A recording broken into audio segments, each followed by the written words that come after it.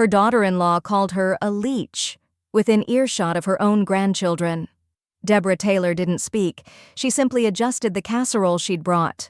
By month's end, Brooke's name would vanish from the deed, the mailbox, and the mortgage. Deborah had spent years being polite, present, overlooked. Now she was a co-owner with a ledger, and the law. And when they asked how it all happened, she'd point to the paperwork and smile. We're about to begin. But if you'd like, share where you're joining from. It reminds me this story doesn't echo into silence. It lands somewhere real. Drop it in the comments, and don't forget to subscribe. The scent of sizzling bratwurst hung thick in the humid North Carolina air, mixing with the tang of lighter fluid and too sweet lemonade. Deborah stood by the drink cooler, her hand resting on a sweating can of La Croix she didn't particularly like, but brought anyway because Brooke insisted on having healthier options for guests.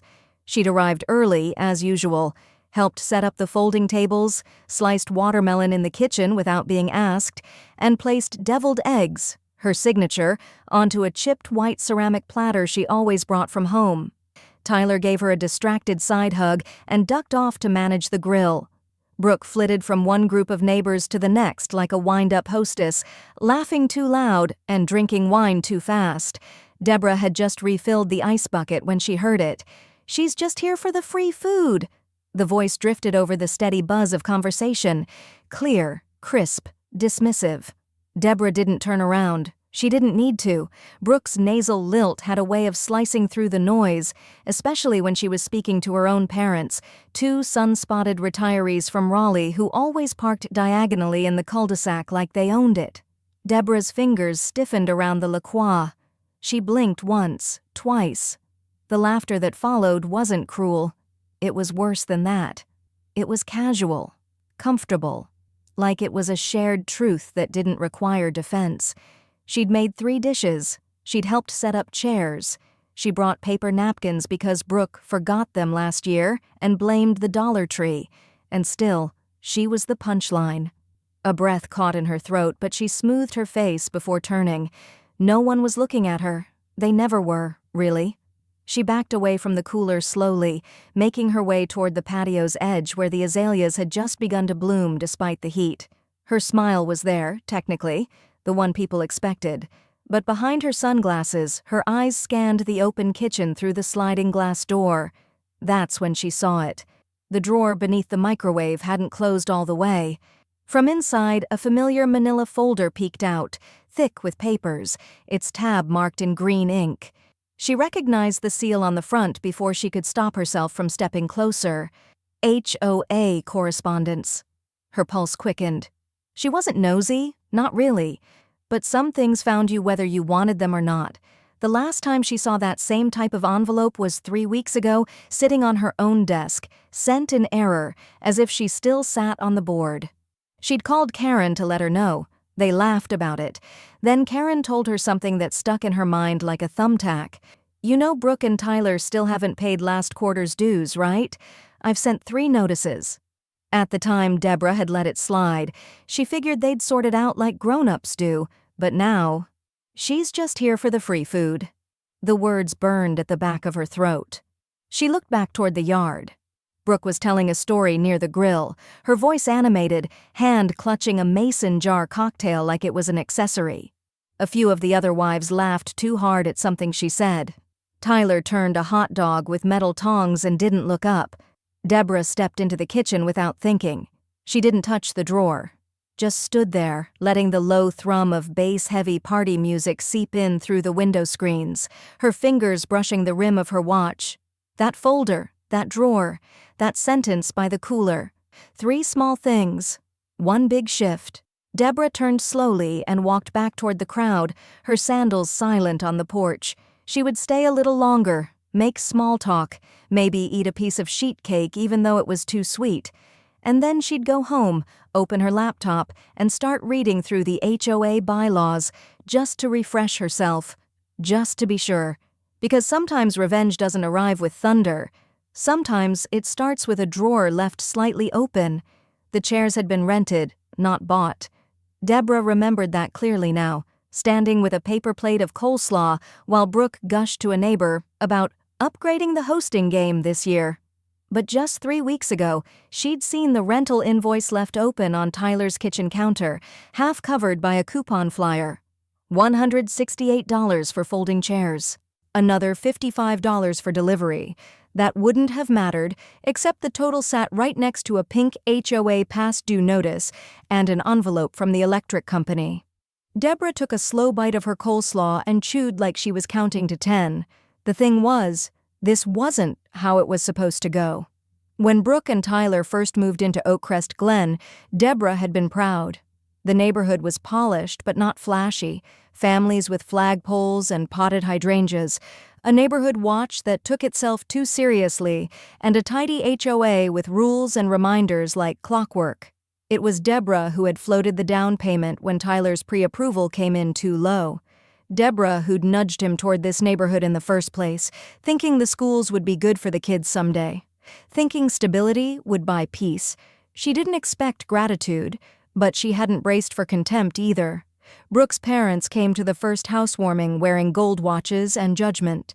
They'd wrinkled their noses at Deborah's off-brand potato salad and asked, too loudly, if the carpet would be fully replaced or just shampooed. Brooke had smiled, like a pageant queen posing through discomfort, but never corrected them. Never once said, "Deborah made this possible." The next week, Brooke posted a photo of the porch on Instagram with the caption, "Hard work pays off." Deborah had scrolled past it with her lips pressed tight. Back in the present, she spotted Karen, the HOA treasurer, hovering near the lemonade dispenser. Deborah waited until Karen's husband turned to fix a jammed Bluetooth speaker before slipping up beside her. "How's the mailbox situation?" Deborah asked with a smile that didn't reach her eyes. Karen chuckled, already reading the subtext. "Still crooked. And no, they haven't paid." Deborah nodded once. "Second quarter. Third, too." That made it 3 months behind. No payment plan, no communication, just rented chairs and artisan barbecue sauces while fines quietly stacked in the background. "I guess some people think rules are optional," Deborah murmured. Karen raised her eyebrows but said nothing. As a former HOA secretary, Deborah still received the occasional misrouted notice or outdated CC. Most she tossed, but the one she got 2 days ago, an envelope addressed to D. Taylor, Ret Beachir with Tyler and Brooke's address printed below, had felt like a warning shot, a ghost of obligation rising from the files she once color-coded in her sunroom. She'd read the enclosed report twice. Final notice. Lawn maintenance violation, overdue fines, language like intent to proceed, and lien eligibility. It had sent a chill through her, but not fear. Something more focused. A spark in her spine that said, "This is information. This is leverage." A burst of laughter broke the moment. Brooke was at it again, play-acting gracious hostess with a group of neighbors Deborah didn't recognize. New couples, likely, still being groomed into her curated circle. "I mean, the smoker was like our biggest investment this year," Brooke said with a toss of her over-highlighted hair. "But Tyler said if we're going to host 4th of July, we have to do it right. This isn't a potluck cul-de-sac, you know?" Deborah smiled tightly. Potluck. She'd brought 3 full dishes. Her gaze swept the crowd. Everyone smiling, clinking glasses, eating from paper plates on top of thin plastic tables, all pretending. That's what this was. A theater of normalcy with folding chairs for props. She set down her plate, folded her hands. Then, slowly, she began building the timeline in her mind. HOA notices. Karen's confirmation, the lien threshold. Tyler's refinance rejection last winter, the loan Brooke applied for without success, the backyard fire pit they bragged about, installed without a permit. She didn't need revenge, but she needed respect. And in places like Oakcrest Glen, respect came with paperwork, not confrontation. Brooke raised her glass again, calling out to a neighbor across the yard.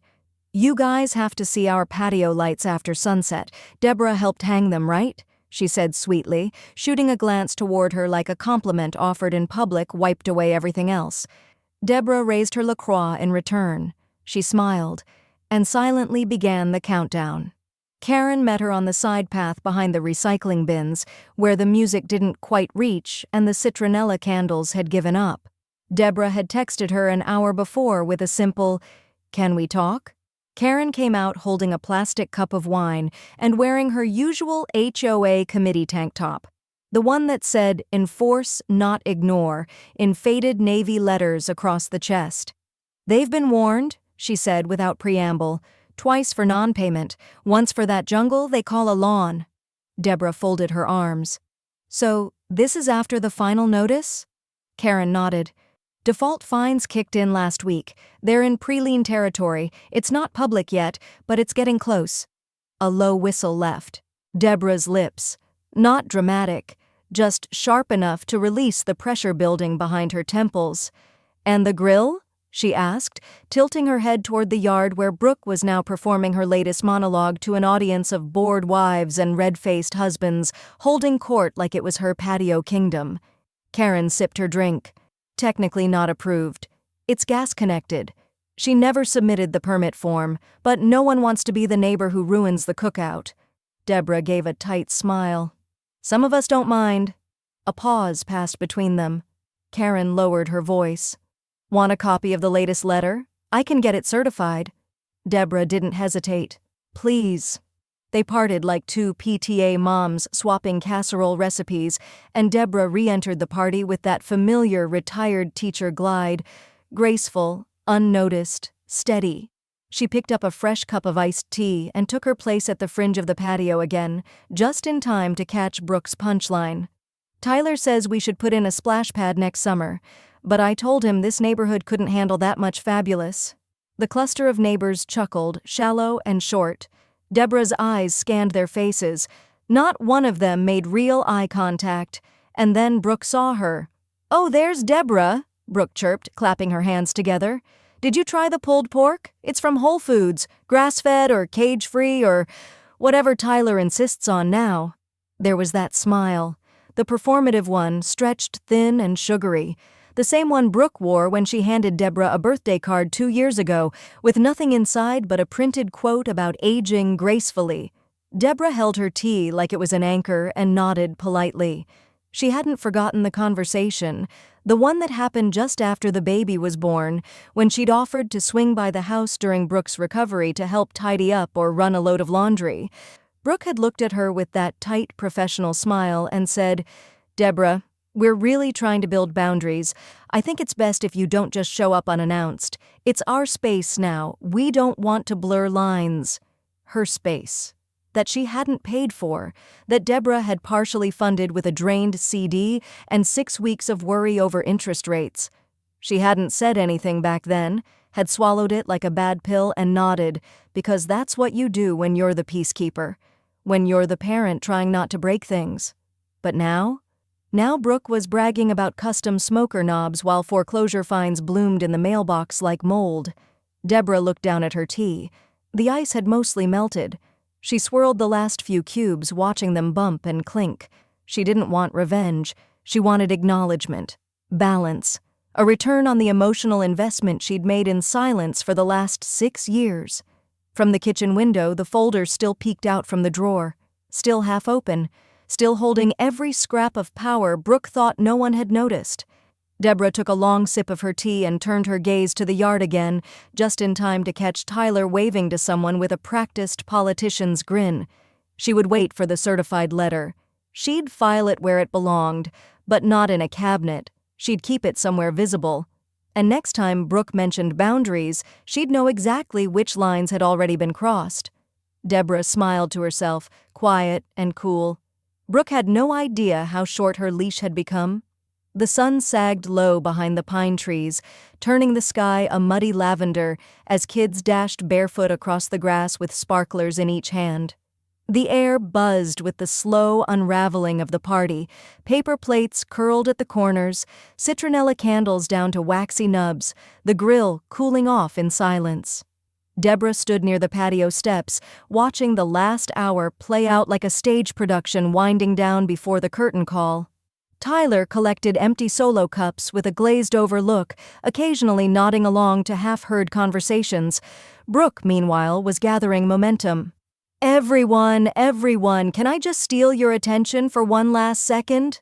Brooke called out, raising her wineglass and climbing onto the edge of the stone planter like it was a podium.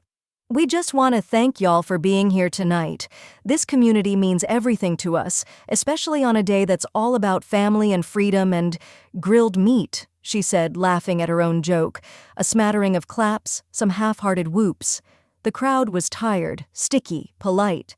Deborah's eyes narrowed just slightly behind her sunglasses. Brooke's tone shifted, lighter, sing-songy.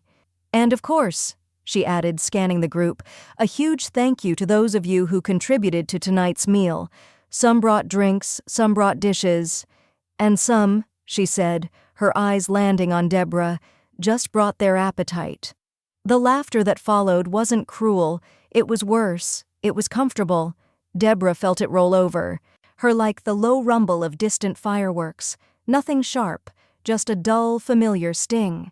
Her LaCroix was flat now. She swirled it once, then drank it down in one slow swallow. She scanned the yard. A few neighbors chuckled nervously. Mrs. Howell from across the street busied herself pretending to adjust the flag bunting. The new couple, Dan and Kelsey, she thought, shared a look and turned away. Tyler didn't move. He stood near the deck rail, arms crossed, jaw tight. But he said nothing. Just let the silence settle. Deborah exhaled slowly through her nose. There it was again. That deep, lonely absence where a son's defense should have been. She stepped off the patio, calm and quiet, her flats brushing across the grass without sound. The manila envelope sat folded beneath her arm, just as it had since Karen slipped it into her mailbox 2 days ago. Deborah had weighed its presence like a stone in her purse all afternoon. But stones don't get lighter just because you pretend they're not there. As Brooke took her final sip and made a mock bow, Deborah stepped up onto the edge of the same stone planter. The chatter dimmed. She didn't raise her voice, didn't clink a glass, just reached out and, with measured care, placed the envelope gently on the rim of Brooke's wineglass, resting it so it tipped just slightly toward her hand. "For you," Deborah said, her voice smooth and certain. Brooke blinked. The envelope made a soft sound as it slipped into her palm. For a second, she didn't open it, just stared at Deborah, confused, lips parted like she'd misheard something. Then she turned it over. Her fingers paused at the return address. The HOA seal. The certified stamp. Her smile faltered, only slightly, but enough. Deborah stepped down, turned, and walked back toward the patio steps as the crowd dissolved into awkward murmurs and shifting feet. No one stopped her. No one asked anything. She didn't need to stay for the reaction. That part wasn't hers to manage. Halfway to the driveway, she heard Tyler say something, low and urgent, but not to her. Brooke's voice followed, a clipped, "It's nothing," thick with panic. Deborah didn't look back. She kept her gaze forward, steady, letting the porch lights blur in her periphery.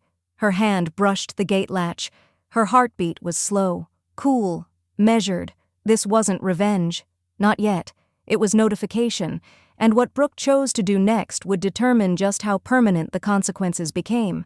For a moment, the smoke from the grill hung motionless in the still air, curling like a held breath above the back deck. No one spoke. A sparkler hissed out in the grass nearby. Someone's child called for juice and was quietly shushed. The once buzzing yard had fallen into a soft paralysis. Heads turned, wine glasses paused midair, plastic forks hovering above paper plates.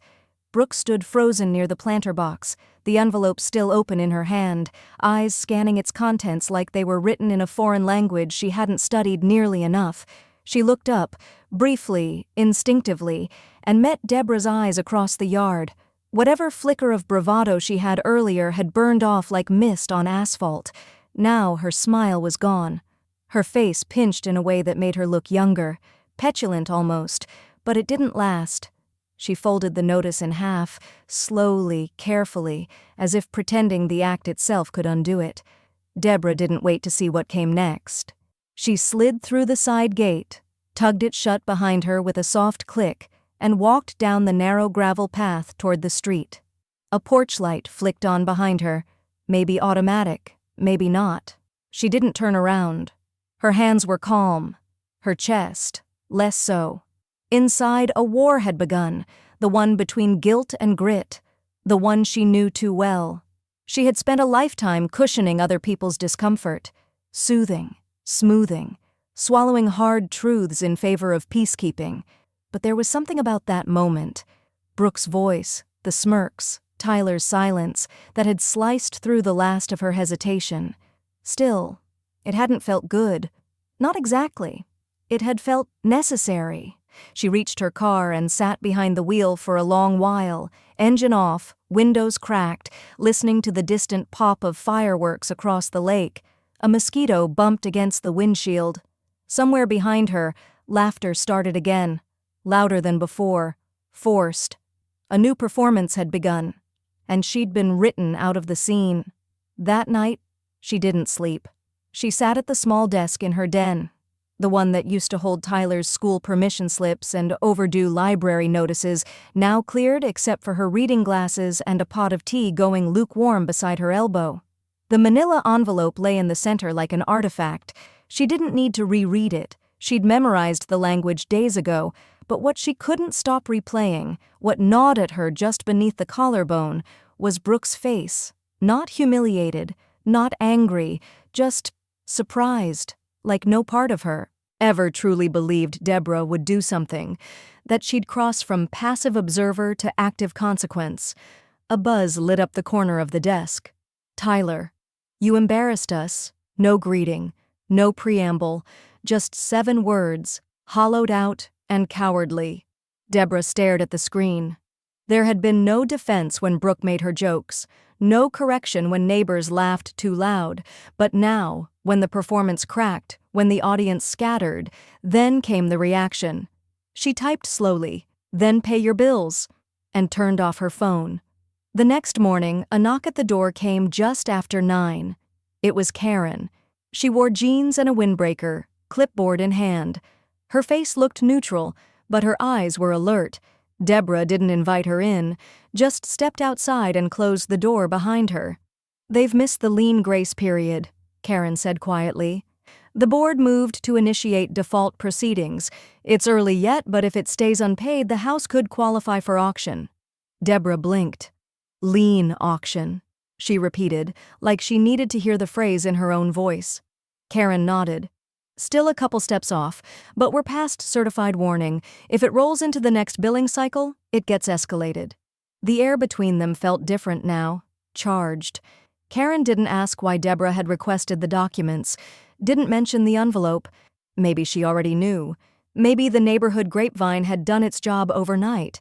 Either way, she just said, "Thought you should know, since you're listed as a co-signer on the original escrow affidavit.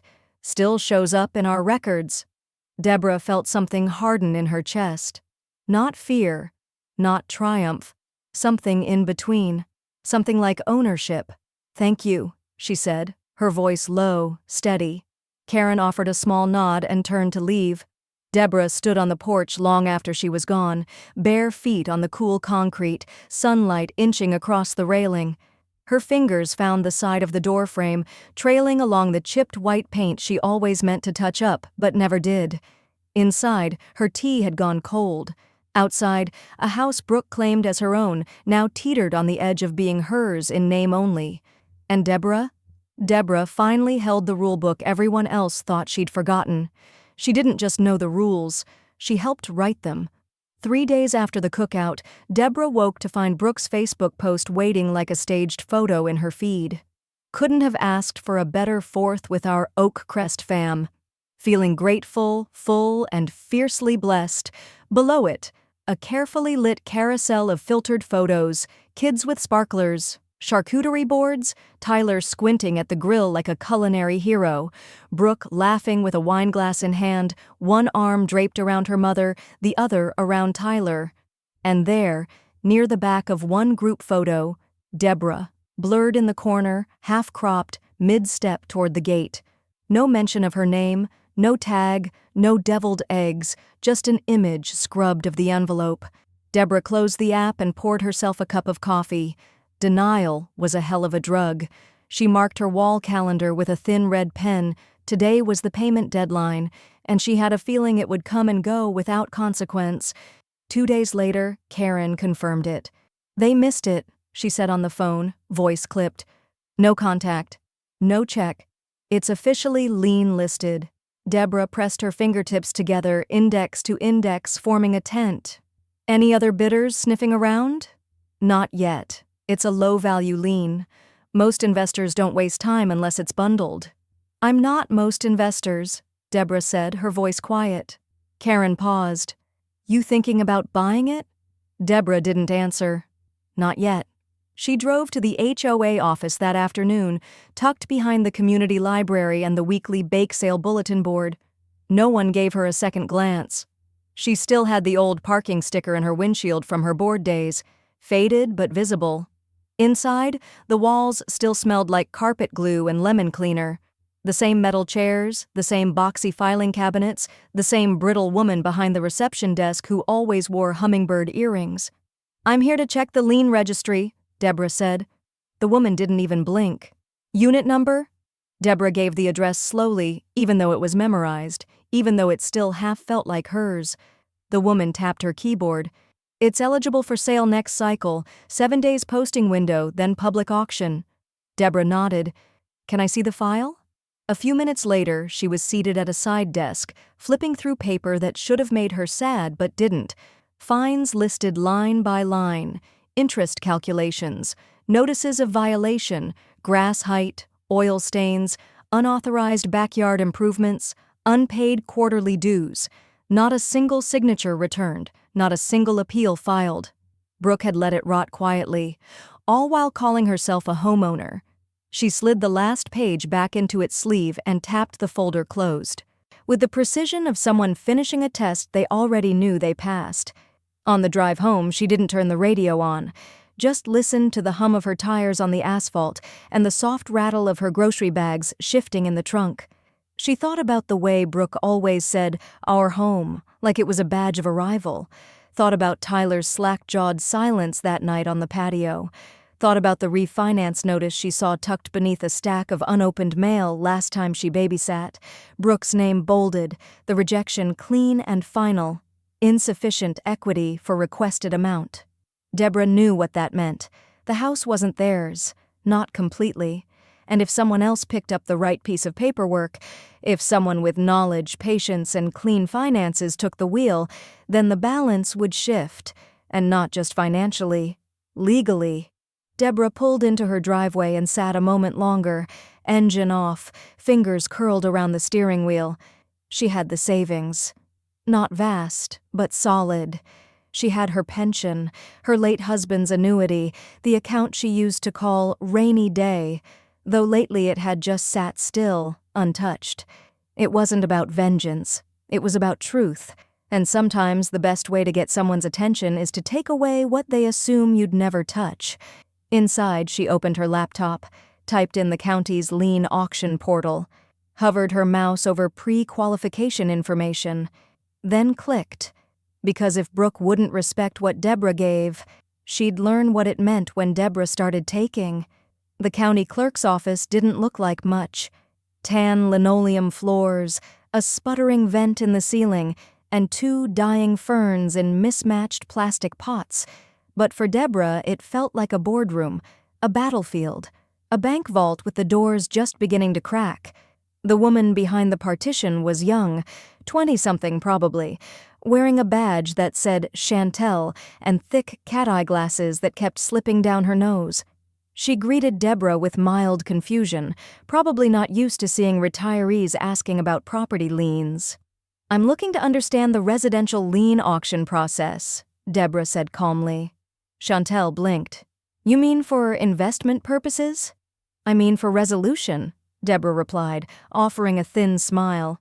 "I'd like to know what I'd need to bid, what the state requires for eligibility." That got her attention. Chantel pulled up a form and slid it through the tray. "You'd need to pre-qualify with proof of funds, submit a bidder's affidavit, and have no outstanding property tax liens yourself." Deborah nodded slowly. "That's doable." The girl tilted her head. "Most folks wait until they've got a list of properties before doing all that." "I'm not most folks," Deborah said, her voice a mirror of what she'd told Karen. Back in her car, she placed the packet neatly into a manila envelope of her own, labeled it in small block letters, Lien Bid Prep, and slid it into the passenger seat like a co-conspirator. She sat there for a long moment before turning the key in the ignition. The last time she'd been at a closing table was 5 years ago. Tyler and Brooke had looked so smug sitting across from the notary. Fresh haircut, white smiles, pre-qualified for a starter mortgage they hadn't fully earned. Deborah had written the check for $27,000 without blinking. Not a loan, not a lien. Just trust. Her name hadn't gone on the deed. Brooke had insisted that would muddy the resale value. Deborah didn't argue. She wanted to believe that helping quietly was more powerful than asserting herself publicly. Later, at the housewarming party, Deborah handed Brooke a small gift, a framed photo of Tyler at age 9, holding a Lego model of a ranch-style home he'd once said he wanted to build her someday. Tucked inside was a folded card. Nothing dramatic. Just a simple, "Thank you for letting me help." Brooke had opened it, squinted, and said, "It's not like she gave us the house, babe." Tyler had laughed. Deborah had smiled like she always did, quietly, tightly, and said she was just glad to see them happy. She hadn't looked at that memory in a long time, but now it came back in full color. Not with rage, with clarity. That evening, she sat at the kitchen table with her checkbook open, confirming balances one line at a time. Savings, stable, annuity, untouched, emergency fund, more than enough. She clipped her forms together, attached her pre-qualification documents, and sealed the envelope with clean precision. On the back, she wrote her name, address, and a small notation in pencil. Lot 217-B/Oakcrest Glen. The same parcel she helped them win, and now the one she intended to hold. At that exact moment across town, Brooke was scrolling Zillow. She had no idea a lien auction was even on the calendar. She was too busy Googling how much her equity position would need to be to qualify for a second refinance. She didn't see the posted notice go live on the HOA bulletin portal. Didn't check the mailbox stacked with past due notices and folded menus. Didn't realize how quiet Deborah had gone in the group chat where she usually asked for birthday sizes and sent clippings from the gardening column. She didn't know the storm wasn't coming anymore. It had already arrived. Just silent, procedural, and signed in blue ink. Deborah stood in the doorway of her sunroom, file in hand, watching a robin pick at the corner of her bird bath. She felt no glee, no adrenaline, just direction. And that was more than enough, because the next envelope would not arrive as a warning. It would arrive as a deed. The brunch invitation arrived by text. Casual, breezy, forced. Brooke, "Hey, wanted to do a little Sunday thing. Just us. You in?" Deborah stared at the screen longer than she needed to. Just us had never been Brooke's style. Not without a motive, not without witnesses. She replied with a thumbs up and no punctuation. Let them interpret the silence however they wanted. The house looked the same, neat enough from the curb, but Deborah's eye caught the overgrown edges where the mulch met the sidewalk. HOA violation waiting to happen. Again. Brooke opened the door too quickly, wearing a peach-colored sweater and a smile that didn't quite reach her eyes.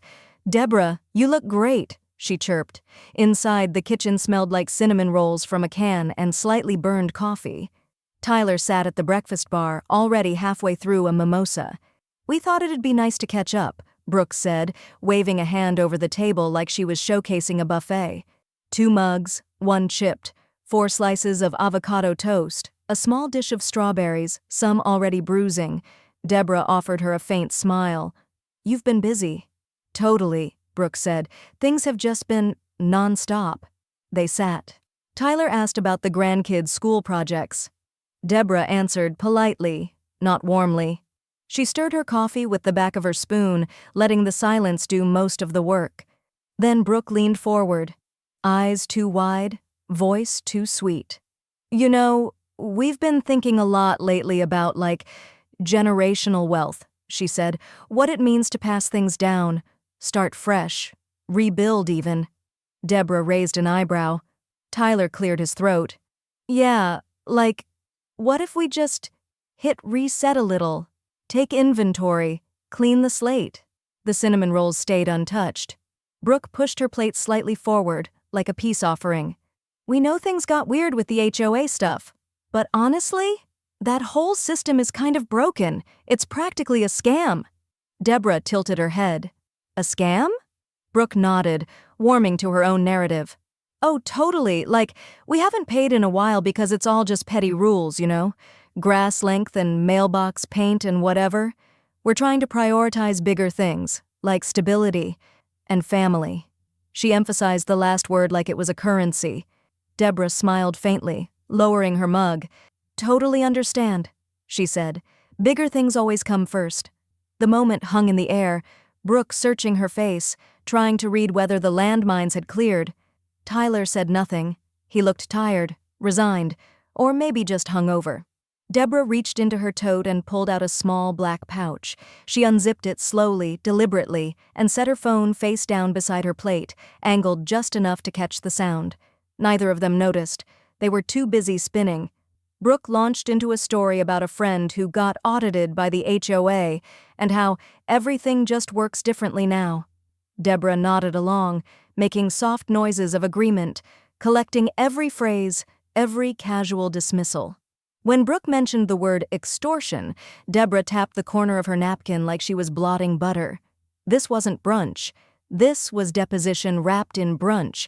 And Deborah didn't need to ask for an admission. Brooke offered it. Freely. We just figured, if we ignore them long enough, they'll stop bothering us, she said, laughing too loud. I mean, what are they gonna do? Foreclose on the grill? Tyler gave a weak smile. Deborah didn't look at him. She looked at her phone, still recording, still steady, still collecting. She left after 45 minutes, claiming she had a hair appointment. Brooke hugged her a little too long. Tyler barely moved from his chair.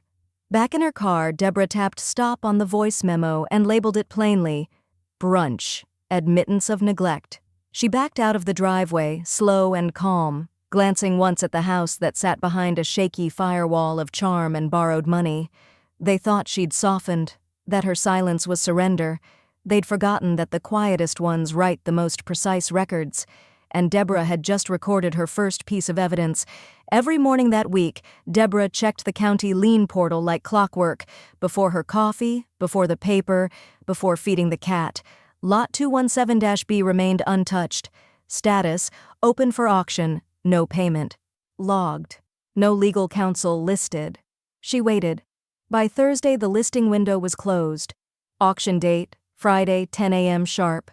No response from Tyler, no panicked email from Brooke. Just filtered photos of a backyard yoga setup posted on Instagram with captions like, making space to breathe.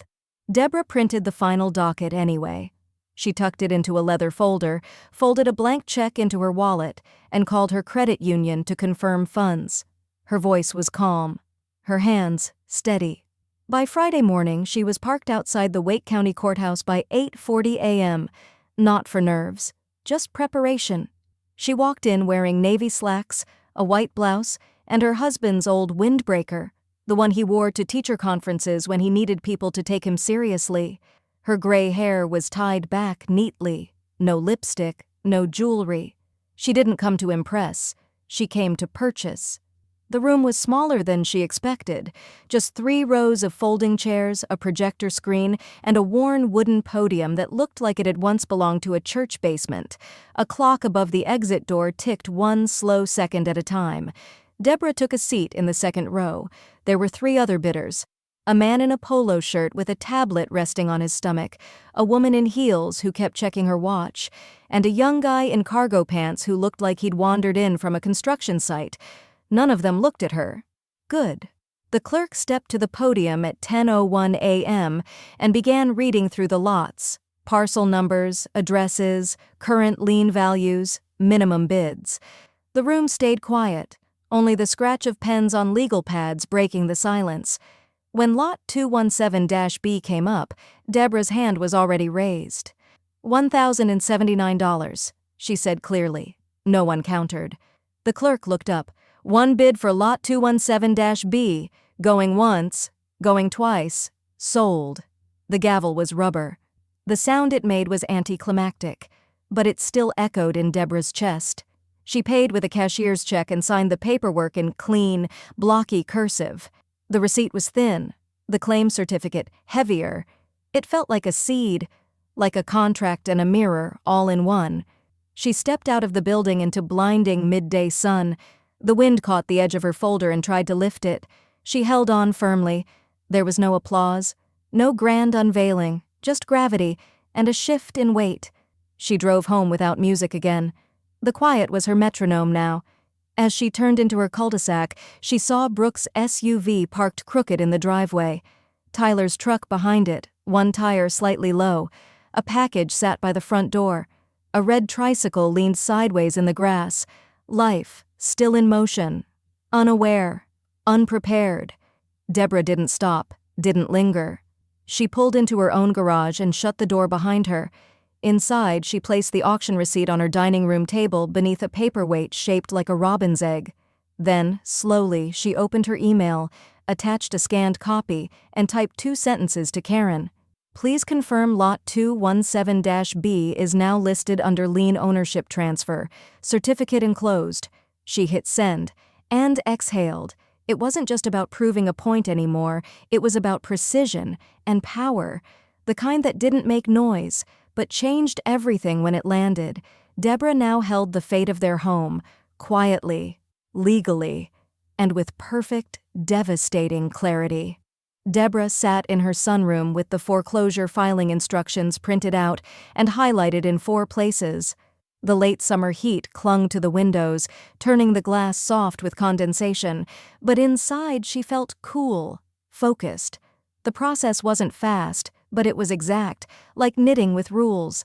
30 days of lien ownership, a certified letter, 3 documented attempts to resolve, then a notice of intent to foreclose, then petition, then court. She'd met every step, checked every box. There was only one left. Her landline rang at 3:17 p.m. Caller ID, Tyler's cell. She let it buzz twice before answering. "Hey, Mom." His voice was too light, like he didn't know whether this was casual or code red. Deborah kept her tone neutral. "Hi, Tyler. Just checking in. The girls have their school supply lists. Longer every year, right? I know things have been tense. But I was wondering if you'd be willing to help cover backpacks and stuff this month." Still no apology. Still no mention of the lien, of the envelope, of the auction. Deborah looked down at the foreclosure folder. Her thumb rested on the line marked "Line Holder Initiation Date." She softened her voice. "Just a hair." "Of course. Send me the list." Tyler sighed, relieved. "Thanks, Mom. Really." She hung up, then filed the paperwork. By the next morning, the certified letter had been stamped and sent. The envelope, fat with proof and polite legalese, would land on their doorstep by Monday at the latest. Notice of foreclosure initiation. Lot 217-B. It was not a warning. It was the start of extraction. The call came the following Thursday. Unexpected, sharp, from a number Deborah didn't recognize. She debated letting it go to voicemail, but something in her stomach told her to pick up. "Deborah, this is Linda Patterson, Brooks' mother." The voice was a full octave higher than Brooks, dry, impatient, already set to outrage. "I cannot believe you sent that letter. Do you know how humiliating it is to find out through a neighbor that your granddaughter's home is being threatened by their own grandmother? Is this about the cookout? Because frankly," Deborah kept her tone clipped, "it's not about deviled eggs, Linda. It's about ownership, financial, legal, and moral." "Oh, please," Linda hissed. "You didn't have to go through the board. You could have come to me." "I didn't think I needed to," Deborah replied, calm. "I assumed they'd tell Tyler." There was a pause, a charged one. Then, too fast to catch herself, Linda snapped, "Brooks said not to." She didn't want him panicking before the refinance. Deborah blinked. The silence that followed was heavier than any insult Linda could have thrown. She had her answer. Brooke had hidden the notice, hidden the debt, hidden the lien. All to maintain a facade, a curated reality with good lighting and fake brunches and Instagram captions. Tyler didn't know. Linda seemed to realize her misstep in real time. "I mean, He probably knew something was off, she added quickly. You know how men are. Deborah hung up. She sat still for a long time, watching the light shift across the hardwood floor. Her anger wasn't loud, it never had been. But it was there now, concentrated. Not at Tyler, not even at Linda. Just at the rot. The quiet, consistent rot of deception masked as charm. The generational entitlement wrapped in faux empowerment. The smile that said thanks but meant you're disposable. She stood, walked to the closet, and pulled out the foreclosure duplicate. Brooke hadn't just mismanaged the house. She'd mismanaged the truth. And now Deborah had one more thing in her pocket. An admission from Linda that Tyler had been cut out of the loop entirely. That wasn't just strategic negligence. That was willful concealment. Deborah picked up her pen and wrote one clean sentence at the top of the file folder. Deed by proxy. Divorce in motion? She didn't know when. But she knew. The house wasn't the only thing about to come apart. The knock came harder than necessary. 3 sharp pounds on the front door. No pause, no doorbell, no text first. Deborah didn't flinch. She already knew who it was. She placed her tea on a coaster, stood, and walked toward the door with even steps. The hallway was quiet except for the soft creak of floorboards and the low hum of the ceiling fan in the kitchen. When she opened it, Tyler stood on the porch, flushed, fists balled like he wasn't sure whether to shout or apologize. You filed foreclosure? Deborah blinked once. Come in, or do you want the whole street to hear this?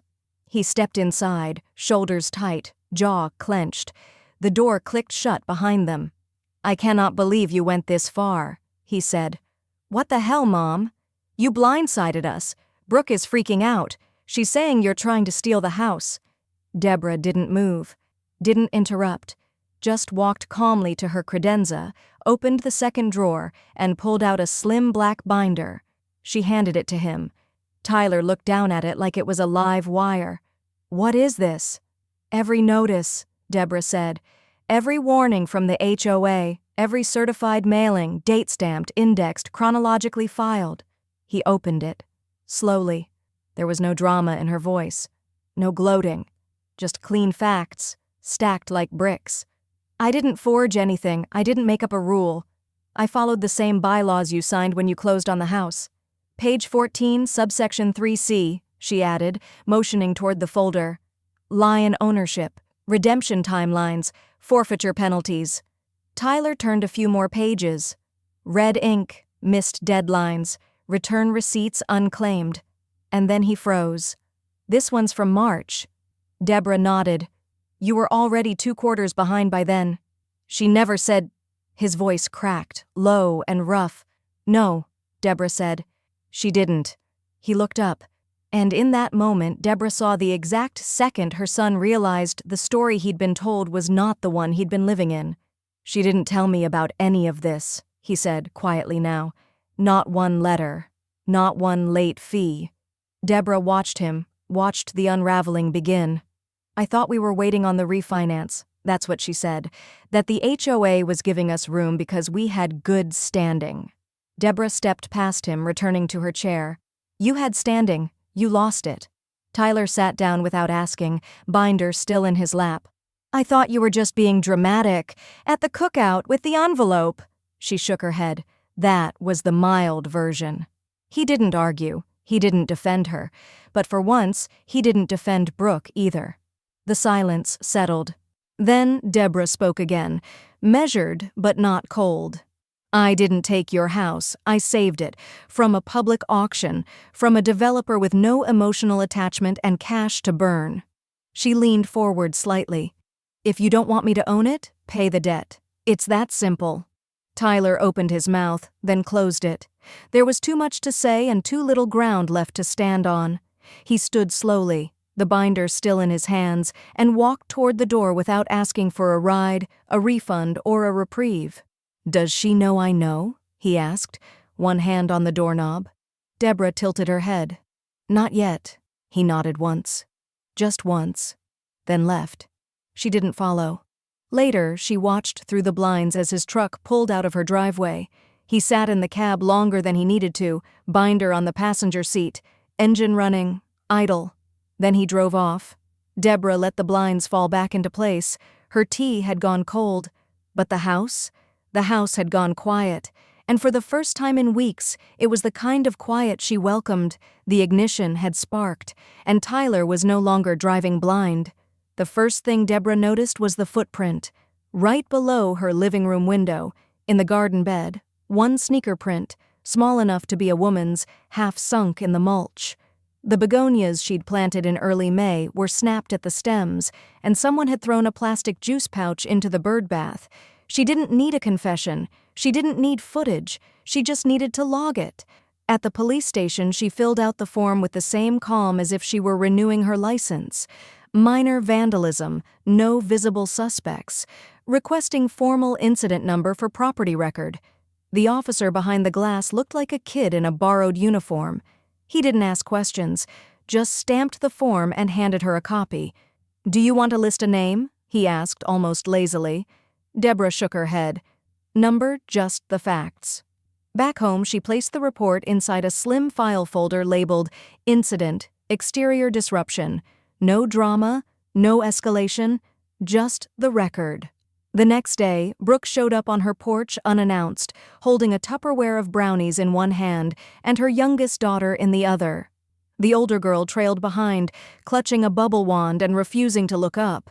Deborah didn't say anything at first, just opened the screen door with a neutral expression and waited for Brooke to speak. "Hey," Brooke said brightly, like she was arriving for book club. "We were just out doing errands and thought we'd swing by." Deborah glanced at the Tupperware. "I didn't bake them," Brooke admitted quickly. "They're from Fresh Market, but the kids picked them out. Right, sweetheart?" The toddler blinked up at Deborah, then buried her face in Brooke's hip. "Come in," Deborah said quietly. They stepped into the kitchen. Deborah poured lemonade, ice cubes, real glasses, no fanfare. Brooke sat at the table, legs crossed too tightly, her smile rehearsed and anxious. She chatted about school enrollment, flu season, the neighbor's dog getting loose again. Deborah nodded occasionally. She offered the girls coloring books from the side drawer, turned on the old box fan for background noise, and made no move to mention anything else. But Brooke couldn't stand the silence for long. She set her lemonade down, cleared her throat, and leaned forward just slightly. "Look, I know things got tangled, but we've all said things, right?" She laughed too quickly. "The cookout, the envelopes, the legal stuff. I think it's time we started rebuilding some trust." Deborah tilted her head, her gaze level. She didn't blink. "Trust wasn't lost, Brooke." Brooke gave a cautious smile, hopeful. "It was broken," Deborah said. "With your voice." Brooke's expression froze. Deborah placed her glass down gently. "And I repaired it," she added, "with paperwork." For the first time since stepping through the door, Brooke didn't have a response. Her mouth opened like she might laugh it off, then closed again. She looked down at her glass. "It doesn't have to stay this way." Deborah stood and walked to her desk. She returned with an envelope and slid it across the table. "This is what it costs to clear the lien," she said. "Itemized, dated." Final. Brooke stared at the envelope like it was glowing. "No negotiations?" "This isn't a yard sale," Deborah said evenly. "It's a legal obligation." The older child looked up from her coloring book. Brooke quickly gathered her composure. "Right. Of course. Thank you," she stood, gathering the kids with brisk, cheerful efficiency. As they moved toward the door, Deborah followed. No goodbyes, no hugs. On the porch, Brooke turned once more. "I'm trying, you know," she said. "I really am." Deborah didn't answer. She just closed the door gently behind them. Inside, she sat at the table and picked up her lemonade. The ice had thinned to slivers. She sipped slowly, then reached for the incident report and tucked it into the same folder. Payment demand. 2 forms, 2 kinds of damage, both documented, and next time Brooke came knocking, Deborah wouldn't need to raise her voice. She'd already filed her answer. The letter from the clerk arrived on a Thursday. Plain envelope, no fanfare, just a clean line of legal text and 2 signatures at the bottom confirming what Deborah already knew in principle, but now held on paper. She was no longer just the lien holder. Due to delay in equity clearance and non-payment of the redemption window, Deborah Taylor was now partial title holder of Lot 217-B co-owner. Officially. She sat at her kitchen table staring at the page while the slow tick of the stove clock marked time in half seconds. The cat slept curled near her feet. The world didn't shift, but she had. Not in anger, in certainty. She folded the letter neatly, placed it into a slim green folder marked Title Transfer, Provisional, and filed it next to her birth certificate. It wasn't revenge. Not anymore. It was real estate. Across town, Brooke was staging photos for a home that no longer fully belonged to her. She swapped out the expensive throw pillows for neutral ones, hid the designer coffee table book, draped an old Afghan over the arm of the sofa, tried to make the house look cozy instead of high maintenance. The listing was technically just for rent, a placeholder on a low-trafficked website, but the photos screamed retreat, damage control, downplay, deflect. As if the home would look less valuable in a browser window, it might somehow lower the weight of her shame. Deborah didn't comment. She just took screenshots. Karen called later that week. FYI, she said. Brooke's mother called the board, asked if we'd be open to a buyout on your lien, quietly. Deborah raised her eyebrows. And?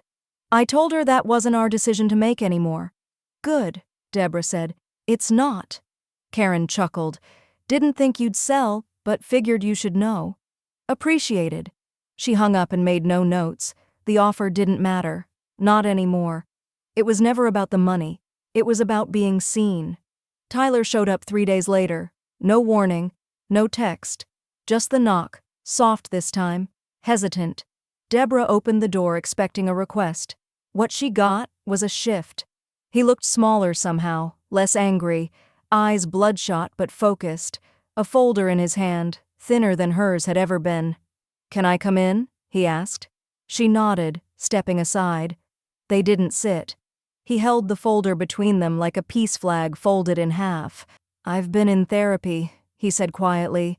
Not long, just enough to start seeing things clearer. Deborah said nothing. Let him speak.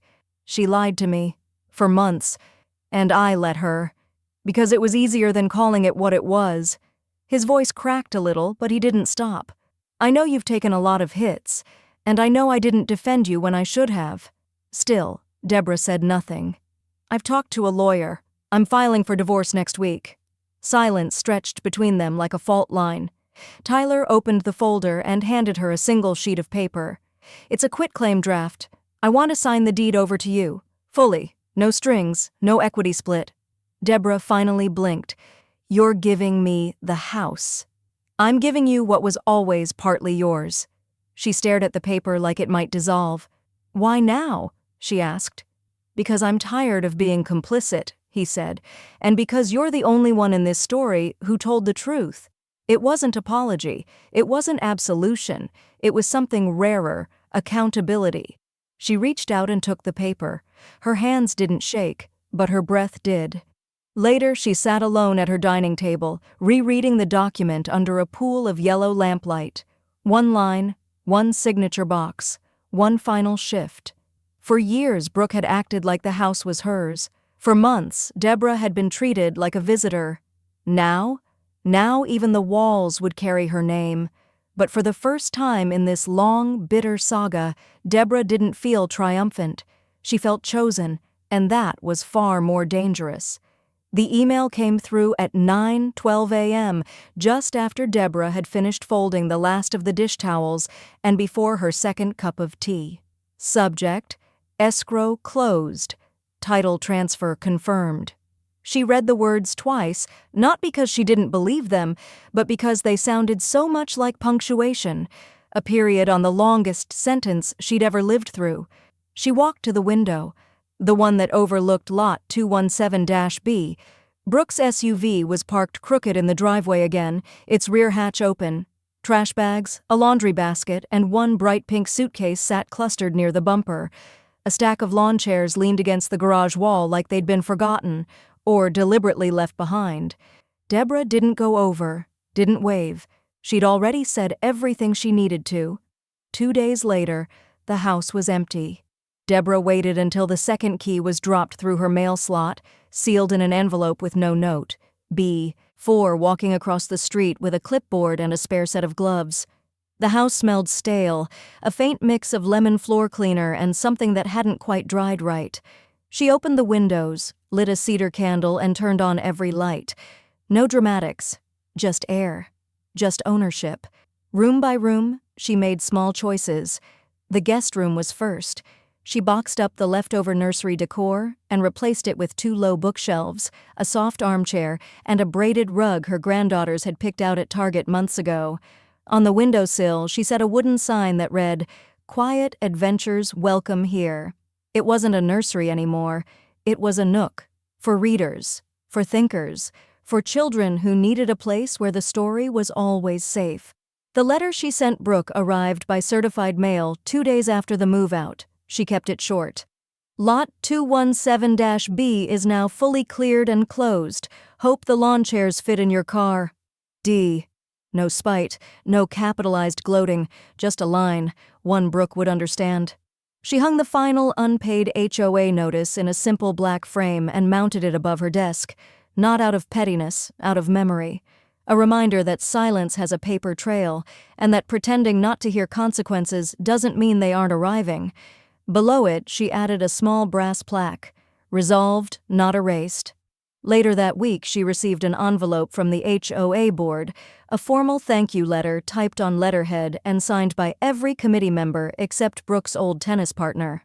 "Your efforts to stabilize the lot have prevented outside acquisition and preserved neighborhood continuity. We thank you for your leadership." She didn't smile when she read it, but she did fold it cleanly, 3 even sections, and slip it behind the unpaid notice in the frame. Both belonged there now. Action and outcome. Origin and reply. The bouquet came the next afternoon. Delivered by a tired teenager who read her name twice before handing it over. White roses, eucalyptus, and a note. "Thanks for staying steady. I'm trying. Tyler." She placed the arrangement on the mantel, next to a small ceramic turtle her granddaughter had made in art class. The room felt different now. Less performative, more grounded. She didn't call him to thank him, not yet. Some messages speak louder when left unanswered. That night, Deborah made tea and stood in the doorway of the new reading nook. The armchair sat in perfect light. The shelves were filled, the walls didn't echo. The house was hers now, not just in deed, but in spirit. And across town, in a rented duplex with peeling blinds and too few outlets, Brooke sat cross-legged on the floor, opening her mail and reading the line about the lawn chairs 4 times before realizing the letter wasn't sarcasm. It was closure. Deborah had turned the page, and Brooke hadn't even noticed the story had ended. Until now. The knock this time was soft. 2 taps, barely audible over the steady hum of Deborah's window fan. She wiped her hands on a dish towel, set down the paring knife, and crossed the kitchen with a steadiness she no longer had to perform. When she opened the door, Brooke stood there alone. No kids, no SUV, no sunglasses, just a Pyrex casserole dish cradled in both hands, steam fogging up the foil. She looked smaller than Deborah remembered, not physically, but inward, as if her shape had collapsed around an apology that refused to come out in full. Deborah said nothing. Brooke cleared her throat, eyes lowered. "It's chicken and rice," she murmured. "My mom's recipe. You probably hate it." Deborah took the dish. It was warm, real, heavier than expected. Brooke didn't move. "I know I mocked you once," she said, barely above a whisper. "I said things I thought were funny. They weren't." She looked up. "You deserved more than what we gave you." Still, Deborah didn't speak. She stepped aside. Brooke entered without hesitation, without invitation, like someone remembering what it used to feel like to belong. They sat at the kitchen table. The same table where the binder had once opened like a guillotine, the same table where the itemized lien notice had been slid across like a dealer's hand in a final round of cards. But now it held only dinner. Deborah removed the foil, cut 2 even squares, and plated them in silence. No side dishes, no salad, no wine. Just what had been offered, and what had been earned. They ate slowly, forks clicking gently against ceramic. Brooke's shoulders tight, then looser. The quiet between them wasn't awkward. It was stitched together by shared memory, shared damage, and the quiet endurance of two women who'd both underestimated the other. After 20 minutes, Brooke stood. "I should go," she said.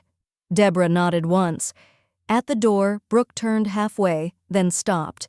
Not for drama, not for redemption, just to say, "Thanks for taking care of it."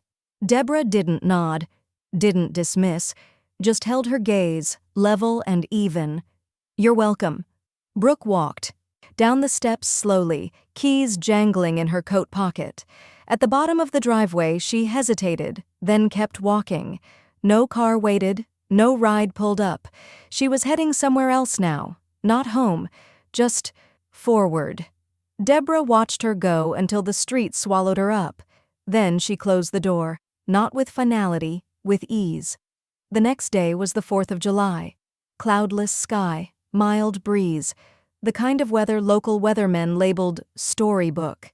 Deborah set up folding tables in her front yard, laid gingham runners, filled plastic bins with iced sodas and watermelon cubes.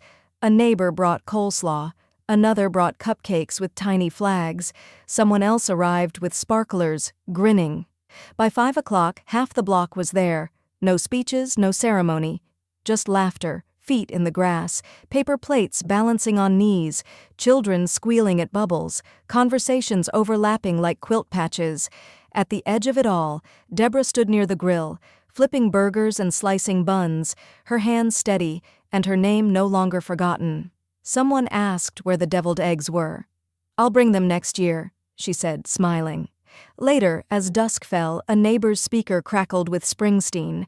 Fireworks popped off in the distance. Deborah leaned against her porch rail, watching the lights flicker over her granddaughters' faces as they danced barefoot in the yard. A plastic flag rested between the slats of her fence. The mailbox was freshly painted, the grass trimmed to regulation height, the title deed filed, and somewhere a casserole dish cooled in her sink. This year, she served the food, and no one wondered why she was there.